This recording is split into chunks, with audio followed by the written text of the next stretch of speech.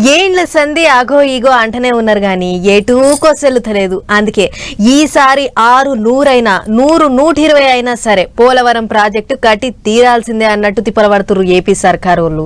తాపకోసారి CM sir project కాడికి బండ్లు కడుతుండు.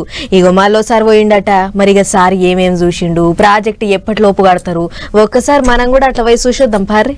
అప్పుడు ఎప్పుడో 20 ఏండ్ల కింద చాలు చేసిండ్రు కట్టుడు, ఇప్పటికి ఇంకా కడతానే ఉన్నారు.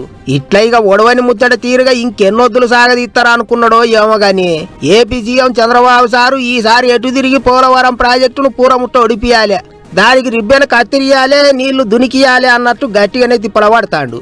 ఓ దిక్కు ఎప్పటికప్పుడు నీళ్ల మంత్రిని ఆఫీసర్లను ఉరుకులు పరుగులు పెట్టించుడే కాదు, తానే స్వయంగా బండ్లు కట్టుకొని పోయి అన్ని తీర్లు అరుచుకుంటాడు.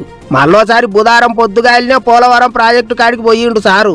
తొలుత పనులు ఎక్కడి దానికి వచ్చినాయి అనేది పాత పోటువోలు కొత్త పోటువోలు అన్ని తీర్లు చూసినాక ఇంజనీర్లతోని మాట ముచ్చట్లు చేసినాక ఇక మైకుల ముంగటికి వచ్చిండు.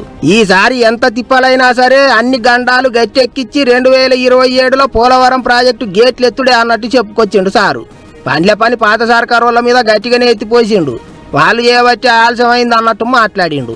ఇంకో పెద్ద ముచ్చట ఏంటిదంటే రాయలసీమ ప్రాజెక్టుల మీద తెలంగాణ లీడర్లకు ఏపీ లీడర్లకు నడుమ పంచాయతీ నడుస్తుంది కాబట్టి ఇక దాని మీద కూడా మాట్లాడిండు సారు. అటు తెలంగాణ ఇటు ఆంధ్ర అక్కడుండే ప్రజలు కూడా విజ్ఞప్తి చేస్తున్నాం, రాజకీయం కోసం రాజకీయాలు చేయడం కరెక్ట్ కాదు. ఈ రోజు మొన్న చూస్తే ఈ రాజకీయాలు నాకే అర్థం కాల. ఏంటి రాజకీయం? ఇప్పుడు దేవాదుల ప్రాజెక్టు కట్టారు.